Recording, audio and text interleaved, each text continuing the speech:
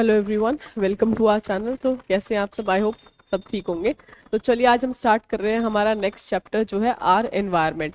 इससे पहले एक चैप्टर आपका ऑलरेडी हम खत्म कर चुके हैं, that was heredity and evolution, जिसके 9 लेक्चर्स हैं and all that are available on our YouTube channel. तो अब हम चल रहे हैं हमारे नेक्स्ट चैप्टर की तरफ, दैट इज आर एनवायरनमेंट, यानी कि हमारा वातावरण, हमारा पर्यावरण जो हमारे आसपास है। तो चलिए इसको डिस्कस करना हम स्टार्ट करते हैं, एक एक करके एक एक टर्म को समझते चलेंगे। तो इस टॉपिक में सबसे पहले जो हमारा आता है टॉपिक, वो है हमारा इकोसिस्टम। जो सबसे पहली टर्म है हमारी इकोसिस्टम, और दूसरी है इन्वायरमेंट जो हम पढ़ रहे हैं, ये आर इन्वायरमेंट है। तो इन्वायरमेंट की जब हम बात करते हैं, इन्वायरमेंट क्या है? वातावरण आपको पता है, हवा पानी जो भी चीजें हमारे आसपास दूर दूर तक प्रेजेंट है। आप अपने शहर में रह रहे हैं, यहाँ का मौसम कैसा है, यहाँ की सॉइल कैसी है, तो वो सारी जो चीजें हैं वो आपके इन्वायरमेंट में आती हैं। अब इन्वायरमेंट को अगर हम थोड़े और छोटे लेवल पे देखें तो वो अब आ जाता है हमारा कौन सा? इकोसिस्टम। तो इकोसिस्टम को हम पहले डिफाइन कर लेते हैं कि इकोसिस्टम एक्चुअली होता क्या है, और उसके बाद फिर हम समझते हैं इकोसिस्टम क्या है। तो सबसे पहले इकोसिस्टम की बात करें तो ecosystem is the surroundings of an individual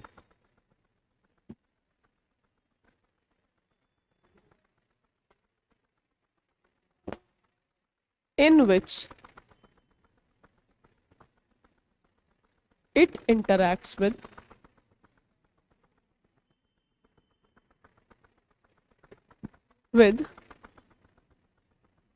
living and non-living things.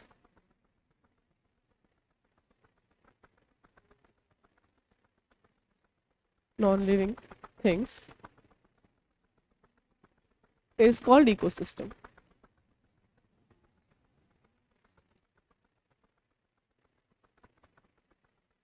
चलिए ये तो होगी डेफिनेशन जो हमें व्हाट इज इकोसिस्टम में लिखनी पड़ती है। अब हम समझते हैं कि इकोसिस्टम एक्चुअली होता क्या है। एक तरफ तो मैंने कहा इन्वायरमेंट, हमारा वातावरण, ऊपर से फिर मैंने यहाँ लिख दिया सराउंडिंग्स ऑफ एन इंडिविजुअल, कि एक इंडिविजुअल के आसपास की जो जगह है वो भी तो उसका इन्वायरमेंट ही है।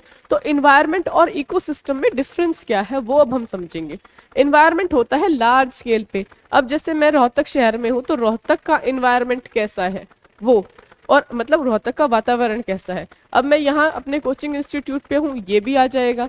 उसके अलावा जहाँ मेरा घर है वो भी उस इन्वायरमेंट में, एक ही दोनों जगह इन्वायरमेंट सेम है।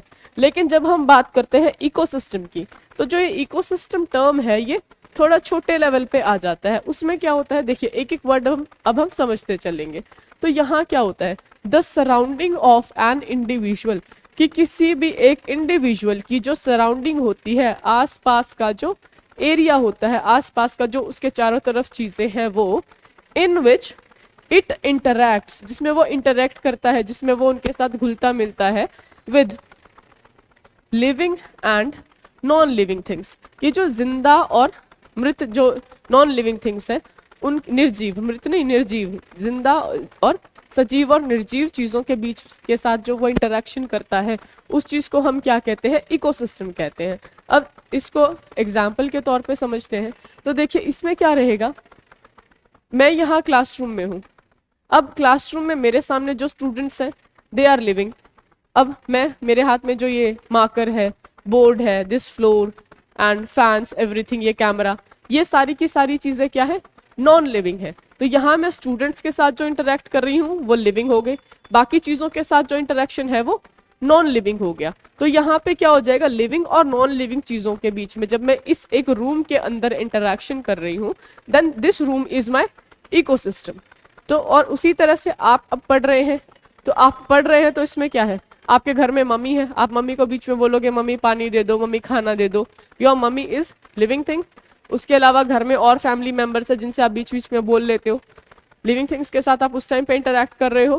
प्लस आप फोन लेकर बैठे हो, लैपटॉप खोल कर बैठे हो अपना, that is a non living thing.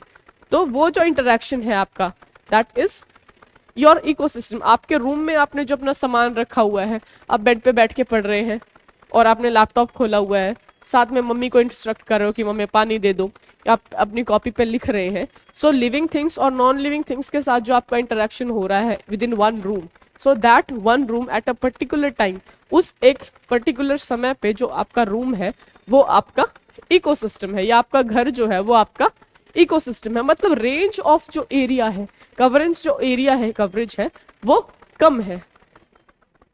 अब जो इकोसिस्टम होता है वो टाइम के साथ चेंज होता रहता है, लेकिन इन्वायरमेंट इतनी जल्दी इतना डायनेमिक नहीं है। इन्वायरमेंट जो है वो मोस्टली स्टेबल होता है, और जो इकोसिस्टम है वो फ्रीक्वेंटली चेंजिंग होता है, डायनेमिक होता है। अब इकोसिस्टम चेंज कैसे होगा, देखिए ये देखते हैं। अब आप अपने रूम में बैठ के पढ़ रहे हैं, आपकी लिविंग और नॉन लिविंग चीजें दोनों अलग हैं। अब आपको मन किया कि चलो ठीक है, मैं पढ़ते पढ़ते थक गई हूँ, या मैं पढ़ते पढ़ते बोर हो गया हूँ, थोड़ी देर पार्क में घूमाऊं। आप पार्क में घूमने जाएंगे, वहां पे आप जाकर एक बेंच पे बैठ रहे हैं, बेंच पे आप बैठे, आपके आसपास जो ट्रीज हैं, बच्चे खेलते आपको दिख रहे हैं, दे आर लिविंग थिंग्स। और आप बेंच पर बैठे हैं, that is a non living thing. और आपके आसपास ऑब्वियसली हवा पानी सब कुछ तो है ही, they are also non living things.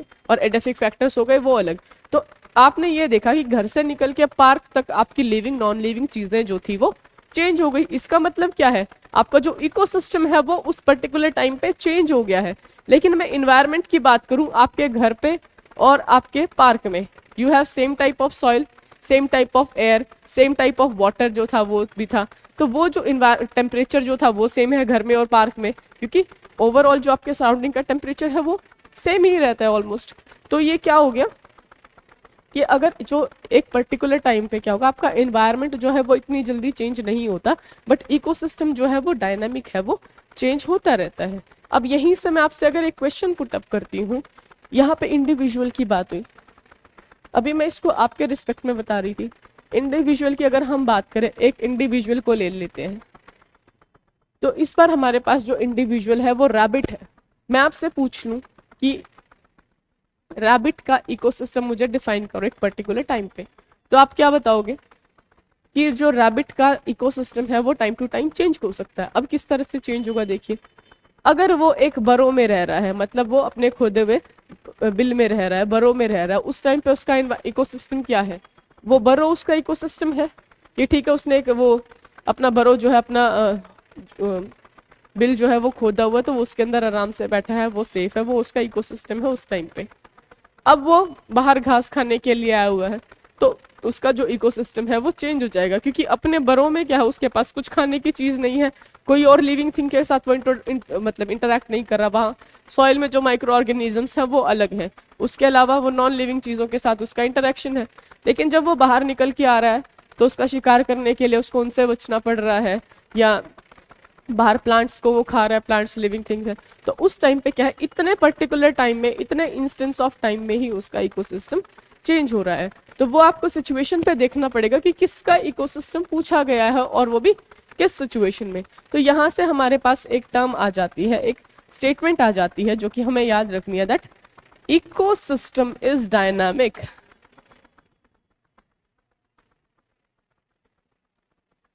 ये इकोसिस्टम जो है वो चेंज होता रहता है फॉर एन इंडिविजुअल, किसी भी एक जीव के लिए, एक इंडिविजुअल के लिए, at different instances of time.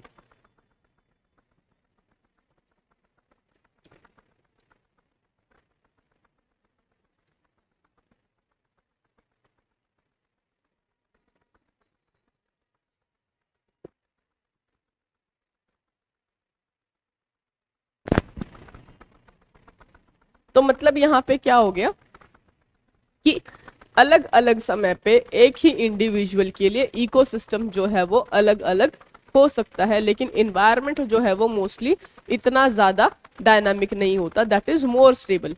कि आप जब शहर छोड़कर अगले शहर में जाएंगे, उसका इन्वायरमेंट अलग हो सकता है, लेकिन एक ही शहर का जब हम पढ़ते हैं तो उसका इन्वायरमेंट सेम होगा। तो ये तो हो गया हमारा कि इकोसिस्टम होता क्या है। तो यहाँ से हमने फर्स्ट हमारा जो मोस्ट इंपॉर्टेंट क्वेश्चन जो हमेशा पूछा जाता है, what is ecosystem, what does ecosystem include, कि इकोसिस्टम में क्या क्या आता है, वो हमने क्वेश्चन यहाँ से पढ़ लिया कि क्या आता है, लिविंग एंड नॉन लिविंग। तो ये दो चीजों के साथ इंटरेक्शन होता है इकोसिस्टम में, ये हो गया।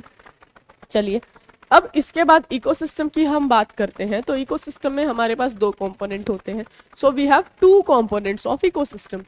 कितने कंपोनेंट्स होते हैं? Two components. अब ये दो कंपोनेंट्स हमारे पास कौन से होते हैं जो हमने अपनी लास्ट डेफिनेशन में ऑलरेडी कर लिए हैं। पहला हमारे पास होता है बायोटिक और दूसरा हमारे पास होता है abiotic. Biotic as the name suggest, bio का मतलब क्या होता है, लाइफ। तो all the living things in an ecosystem are biotic components. लिखने की वैसे जरूरत तो नहीं होनी चाहिए, but still I am writing all the living things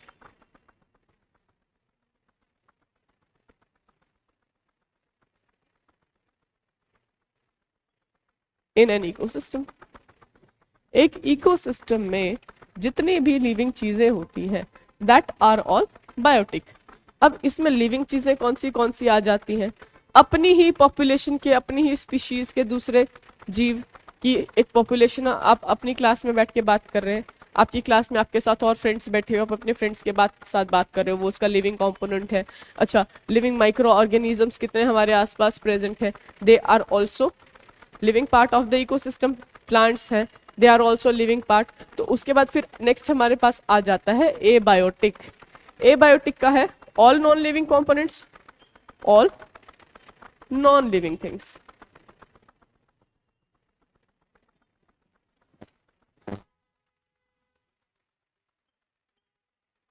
एक इकोसिस्टम में जितनी भी नॉन लिविंग चीजें हैं आसपास, यानी कि आसपास की जितनी भी इन या फिर इन सराउंडिंग्स देती हूँ, इन सराउंडिंग्स की आसपास जो है जितनी भी नॉन लिविंग चीजें होती हैं they are the part of, या उनको हम क्या कह सकते हैं, दे आर एबायोटिक थिंग्स या एबायोटिक फैक्टर्स। अब एबायोटिक में हमारे कौन से आते हैं, यहाँ हम ये पॉइंट हम यहाँ लिख सकते हैं, दिस आर एयर, हवा, water, soil, other materials. Other materials में आपके क्या आ जाएंगे, जो नॉन लिविंग चीजें हैं, क्लास में आपके बेंच हो जाते हैं, घर पे आपका बेड हो जाएगा, बर्तन हो जाएंगे, all those things are non living. तो यहाँ पे मैं अदर मटेरियल लिख देती हूँ, या खाना खा रहे हैं तो फूड, तो वो भी आपका नॉन लिविंग है। तो ये सारे के सारे जो फैक्टर्स हैं दीज आर एबायोटिक फैक्टर्स। तो अब हमने 3 चीजें कर ली हैं इकोसिस्टम में, what is ecosystem and what are the components of ecosystem. तो यहाँ से आता आप क्वेश्चन अटेम्प्ट कैसे करेंगे। अगर आपसे पूछ लिया जाए व्हाट इज इकोसिस्टम, डेफिनेशन लिखो और खत्म। फिर अगर आपसे पूछ लिया जाए what is ecosystem in 3 to 4 marks, फिर आपको कंपोनेंट्स भी डिफाइन करने पड़ेंगे। ये नहीं है व्हाट इज इकोसिस्टम का 2 लाइन में आंसर किया और जी हमने तो आंसर अटेम्प्ट कर दिया, नहीं, वहां पे फिर आपको ये पूरा इलेबोरेट करके बताना पड़ेगा। चलिए, अब उसके बाद हमारे पास जो नेक्स्ट आता है, ये तो हो गया। Next we have is types of ecosystem.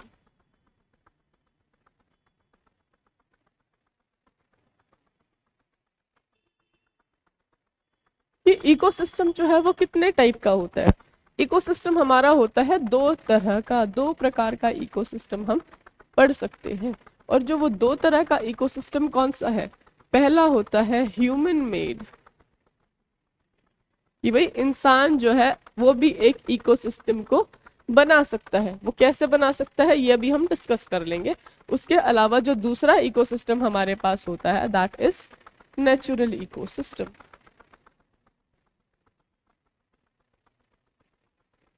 ये जो नेचुरल इकोसिस्टम है ये हमारा काफी लंबा टॉपिक रहेगा। बाकी जो ये ह्यूमन मेड इकोसिस्टम है इसको हम यहीं डिस्कस करके खत्म करते हैं आज ही। तो ह्यूमन मेड इकोसिस्टम की जब आप बात करें कि इंसान जो है वो इकोसिस्टम बनाता है तो वो कैसे रहेगा, देखिए ह्यूमन मेड इकोसिस्टम की अगर हम बात करें, हमने अपना घर बनाया है, हाउस, उसमें हम अपने तरह से चीजें, नॉन लिविंग थिंग्स हम अपनी तरह से ऐड कर सकते हैं। हो सकता है भाई हमने जो है बहुत अच्छा डिजाइन बना के अच्छे सारे गमले वगैरह लगा दिए, इकोसिस्टम चेंज हो गया। तो अपना जो हम घर बनाते हैं वो हमारा इकोसिस्टम है, so that is human made. Nature ने तो हमें क्या है, खाली जगह दे दी, खेत सा दे दिया, प्लॉट दे दिया, नेचर ने तो ठीक है धरती है यहाँ पे रहो, उसको हमने अपनी तरह से डिजाइन कर लिया। सो जो हाउस है that is ecosystem, human made ecosystem है। उसके बाद फिर अब एक और ह्यूमन मेड इकोसिस्टम किसी और जानवर के लिए ले लेते हैं, वो होता है एक्वेरियम।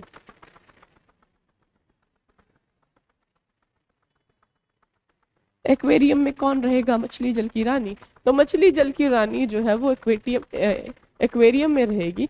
और एक्वेरियम जो है वो ह्यूमन मेड। आपको पता है एक्वेरियम होता क्या है, हम क्या डिफाइन करते हैं एक्वेरियम को, एक शीशे का डब्बा, उसके अंदर पानी डाल देंगे, 2-4 मछली के लिए खिलौने डाल देंगे और एक दो या मछली ला के डाल देंगे, उसमें हो गया जी एक्वेरियम तैयार। तो क्या वो नेचुरल है? नो, ह्यूमन मेड है।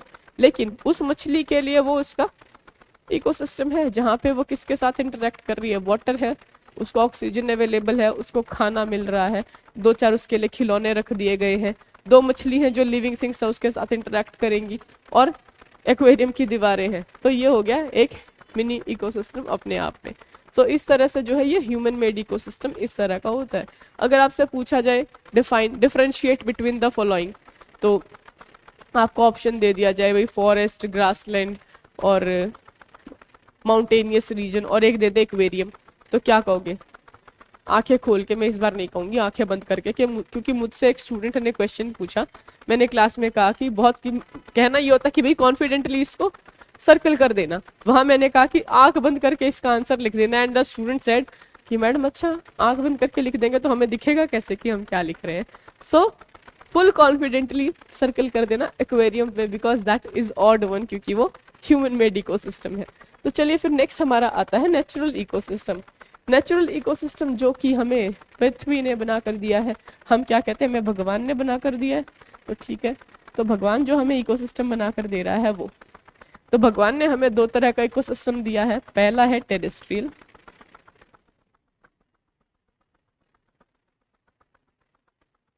और दूसरा है हमारे पास एक्वेटिक।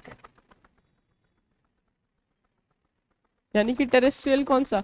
धरती वाला, धरती पे जो चल रहा है, और दूसरा कौन सा? धरती, यहाँ धरती का मतलब है सतह, सतह मुझे लिखना नहीं आता, चलो रहने देते, सतह नहीं। उसके बाद फिर आता है एक्वेटिक। हिंदी ऐसा नहीं है कि मुझे नहीं आती, पर बहुत टाइम से लिखी नहीं है, सो गलत लिखने से अच्छा है मैं हिंदी में सतह लिखूं ही नहीं। ओके, उसके बाद फिर आता है एक्वेटिक। एक्वेटिक आता है हमारा वाटर बेस्ड, पानी वाला, ठीक है। ये हो गया हमारा इकोसिस्टम। अब टेरेस्ट्रियल इकोसिस्टम और एक्वेटिक इकोसिस्टम, हमारे पास 2 तरह के इकोसिस्टम हो गए। एक वो जो धरती की सतह पे चल रहा है, सरफेस ऑफ अर्थ, मैं यहाँ सरफेस ऑफ अर्थ लिख सकती हूँ, सरफेस ऑफ अर्थ, और दूसरा चल रहा है पानी में यानी कि वाटर में। अब इनको हम एक साथ डिस्कस करेंगे कि ये होते कौन से इकोसिस्टम है, कैसे क्या इकोसिस्टम होते हैं।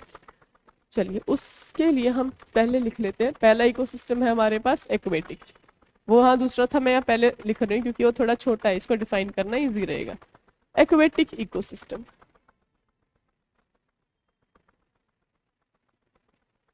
ठीक है जी।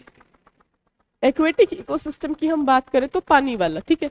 अब पानी वाले में भी हमारे पास 2 तरह के इकोसिस्टम है जो मोस्ट कॉमनली मिलते हैं, और वो कौन से रहेंगे? फ्रेश वाटर इकोसिस्टम,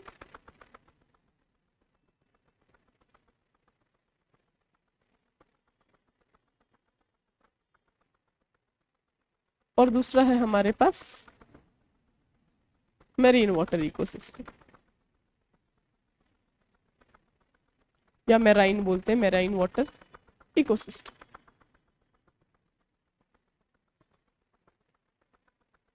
मेराइन वाला कौन सा होता है? खारे पानी वाला, खारा पानी, हिंदी राइटिंग बहुत गंदी है मेरी, खारा पानी, ठीक है। और ये वाला कौन सा होता है? मीठे पानी वाला, चीनी मिलाया हुआ नहीं।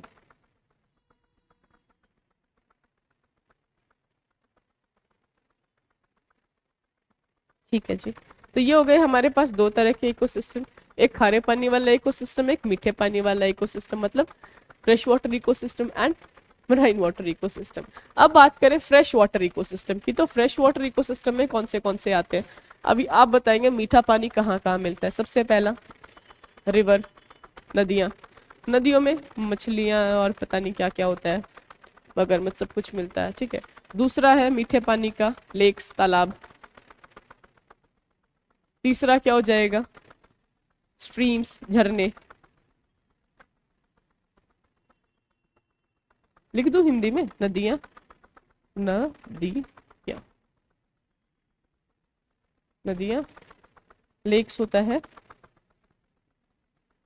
झील होती है लेक, तालाब नहीं होता,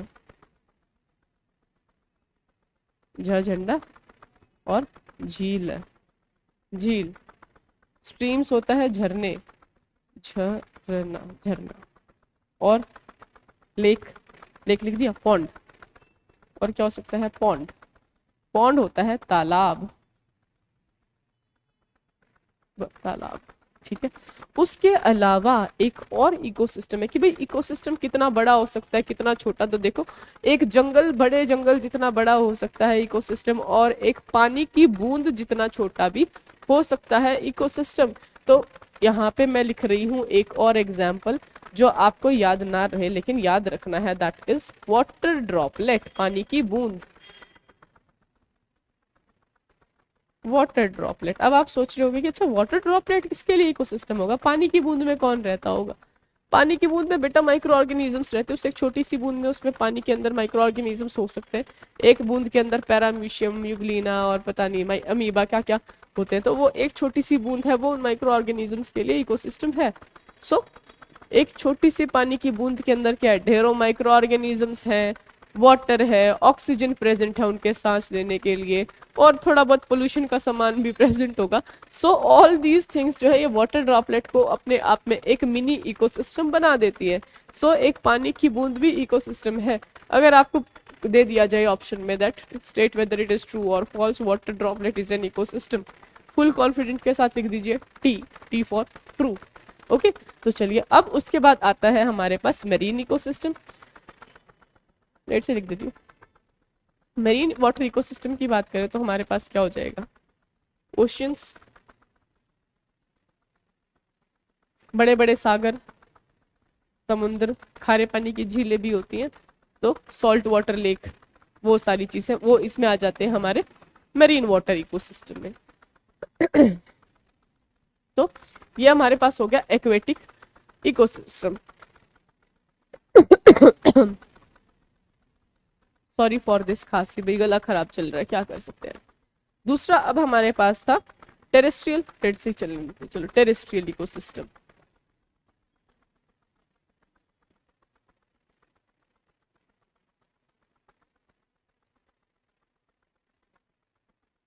टेरेस्ट्रियल इकोसिस्टम की बात करें तो जो मोस्टली जो हम पढ़ते हैं बस वही डिस्कस कर लेते हैं, वैसे तो बहुत हो सकते हैं। फॉरेस्ट इकोसिस्टम हो गया,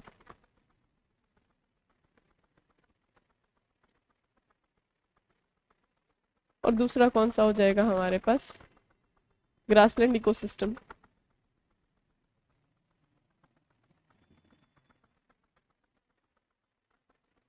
ये वाले जो दो इकोसिस्टम है ये हमारे बुक में इजीली बहुत वेल डिफाइंड गिवन है। बाकी और इकोसिस्टम भी हो सकते हैं कि माउंटेनियस रीजन का जो इकोसिस्टम है वो, लेकिन हम यहाँ पे उनको अलग से इसलिए लिख रहे हैं क्योंकि माउंटेनियस रीजन पे क्या हो सकता है कि वैली है वो किस तरह की है, माउंटेन्स पे क्यों है, कोल्ड डेजर्ट्स हो सकते हैं, डेजर्ट इकोसिस्टम हो जाएगा।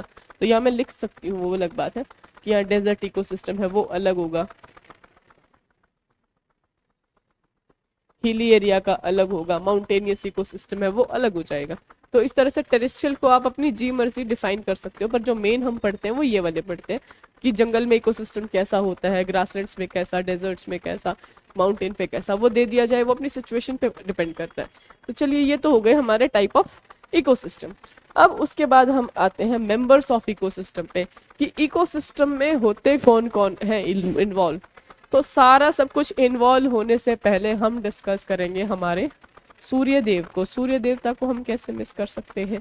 सो व्हेन टॉकिंग अबाउट सन, चलो जी ये है सन हमारा।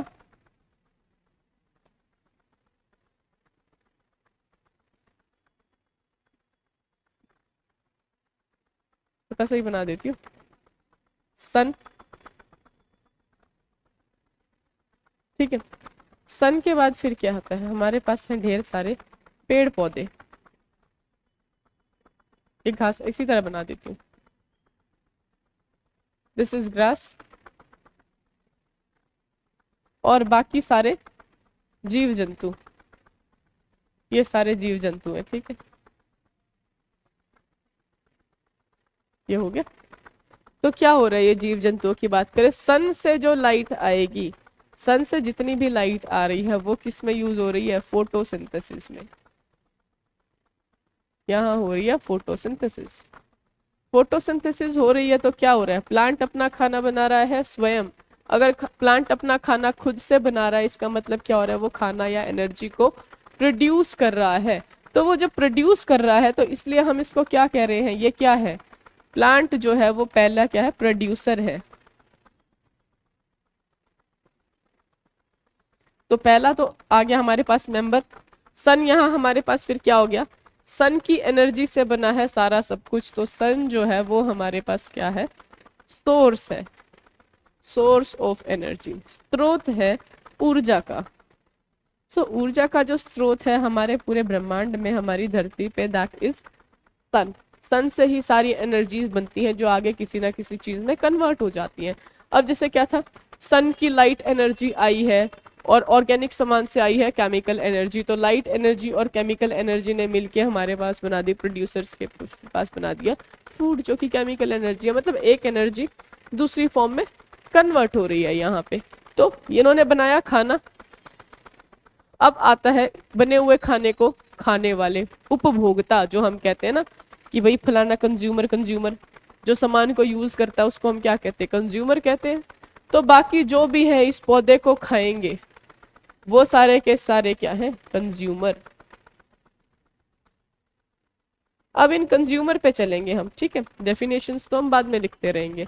अब है हमारे पास कंज्यूमर है, तो वो कंज्यूमर जिन्होंने खाया है इस पौधे को, मतलब इस पौधे को जो खा रहा है यहाँ पे, इसको जिसने भी खाया है, ठीक है, ये नीले वाले कंज्यूमर हैं, ये खा रहे हैं किसको, घास को खा रहे हैं जो भी है। तो ये कौन से हो गए, जो चारा खाने वाले, यानी कि हर्बीवोर। पहला कंज्यूमर हमारे पास आ गया। उसके बाद जंगल में देखते हैं शेर वगैरह होते हैं, बाघ वगैरह, चीते, सब कुछ होता है। तो क्या होगा, इन हर्बीवोर को खाने वाला भी कोई होगा। चलो जी, हर्बीवोर को भी खिला देते हैं कि इन हर्बीवोर्स को भी कोई जीव जंतु खा रहे हैं, ये वाले खा रहे हैं सपोज। तो ये जो जीव जंतु हैं ये सारे के सारे,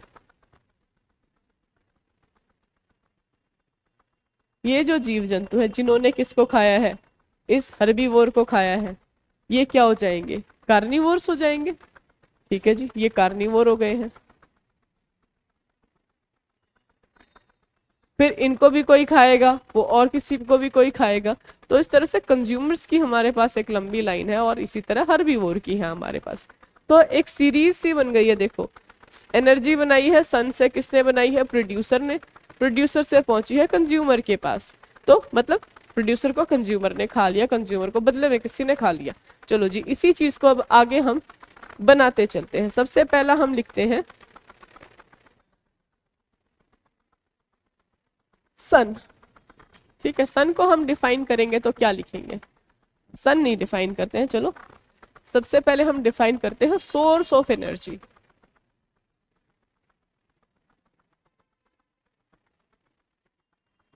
डिफाइन नहीं, पहले लिख लेते हैं, ENERGY। पहला कंपोनेंट है हमारे पास सोर्स ऑफ एनर्जी। दूसरा कंपोनेंट हमारे पास क्या था, प्रोड्यूसर। तीसरा हमारे पास क्या था, कंज्यूमर।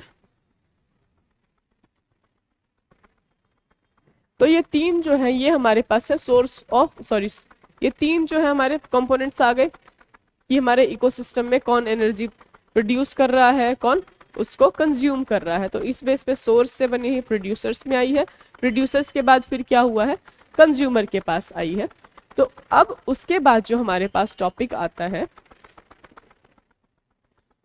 वो रहेगा कि हमारे पास कंज्यूमर कौन से टाइप के हैं। देखिए, कंज्यूमर की जब हम बात कर रहे हैं तो पहला कंज्यूमर मैंने आपको ऑलरेडी बता दिया था कि जो इस घास को खाएगा, दैट इज हर्बीवोर।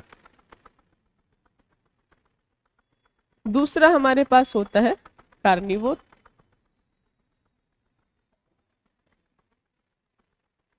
और तीसरा हमारे पास हो सकता है ओमनीवोर।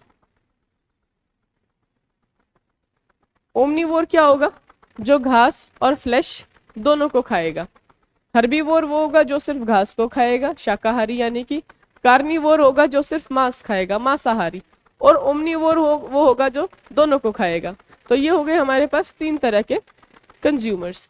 अब उसके बाद होता है हमारे पास कि कौन किसको खाएगा, उसके बेस पे हम डिफाइन करते हैं primary consumer, secondary consumer, tertiary consumer.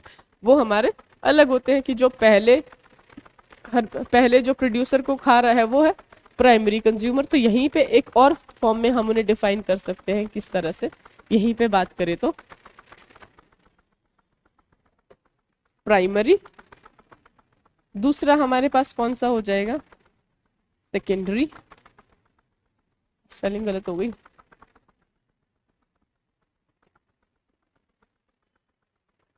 और तीसरे लेवल पे हमारे पास कौन सा हो जाता है,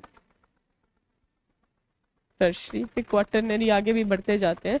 तो प्राइमरी को कई बार जो है हमारे पास क्या लिखा मिलता है, देखिए प्राइमरी हमारे पास लिखा हुआ हो सकता है एज 1 डिग्री। 1 डिग्री अगर कहीं पे लिखा मिल जाए ना, तो उसका मतलब समझ लेना कि ये क्या है, प्राइमरी लिखा हुआ है इसका मतलब। So primary can also be written as 1 degree, ठीक है, ये होता है प्राइमरी।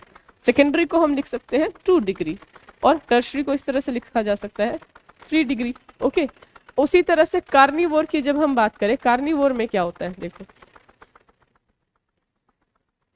कार्निवोर में हमारे पास क्या हो सकता है, प्राइमरी कार्निवोर,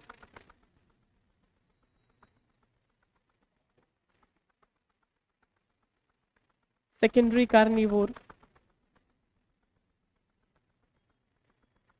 टर्शरी कार्निवोर,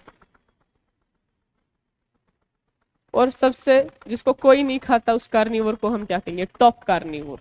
ये भाई ये सबको खाएगा, इसको कोई नहीं खाएगा, that is top carnivore.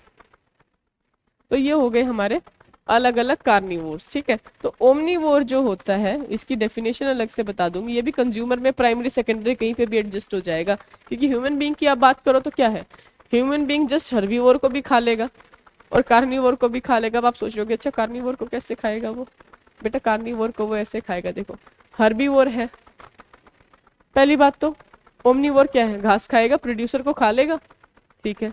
Carnivore किसको, ह्यूमन बीइंग और किसको खा सकता है, जो मीट खाता है, आई मस्ट से चाइना में लोग डॉग कैट सब कुछ खा जाते हैं, तो यहाँ पे भी तो खा रहे हैं फिर। अच्छा, और मांस खाने वाला कौन सा बताऊं मैं, हर्बीवोर को खा रहे हैं, मांस खाने वाले को, हिरन को खा लिया, मटन चिकन मटन पता नहीं क्या क्या खाते हैं, तो वो भी आ गया कि ओमनीवोर जो है वो किसी भी लेवल पे एडजस्ट हो जाएगा, ठीक है। उसका कोई पर्टिकुलर लेवल नहीं बता रही हूँ मैं कि वो कौन सा कंज्यूमर 1 डिग्री पे होगा या 2 डिग्री पे, डिपेंड करता है कि वो कौन से लेवल पे जाके खा रहे हैं। अब लेवल से आप समझोगे अच्छा लेवल क्या चीज़ है, तो लेवल हम अपने नेक्स्ट लेक्चर में पढ़ेंगे। तो अभी तक हो गया हमारे पास ये चार्ट कि कौन से क्या क्या कंज्यूमर होते हैं। अब इनकी प्रॉपर डेफिनेशन से हम नेक्स्ट लेक्चर में स्टार्ट करेंगे। तो आज के लिए इतना ही है कि इकोसिस्टम क्या होता है, क्या उसके कंपोनेंट्स होते हैं, कौन से टाइप के इकोसिस्टम होते हैं, और इकोसिस्टम के फर्दर जो ये मेंबर्स हो सकते हैं कि कौन से हो सकते हैं। तो आज के लेक्चर में हमारा हो गया है इतना। अब बाकी जो इनको डिफाइन करेंगे, फिर उसके बाद हम इनको लेवल्स में डिफाइन करेंगे, फूड चेन पढ़नी है, फूड वेब है, तो वो सारा अब हम कंटिन्यू करते हैं नेक्स्ट लेक्चर में। और आई थिंक मोस्ट प्रोबेबली ये वाला जो चैप्टर है कम से कम 5 से 6 लेक्चर में ये फिनिश हो जाएगा। सो अगर आपका कोई भी क्वेश्चन है आप प्लीज़ कमेंट्स में क्वेश्चन कर सकते हैं, और इसके साथ साथ अगर आप नोट्स बना रहे हैं तो पॉज करके आप नोट्स भी बना सकते हैं। So thank you for today.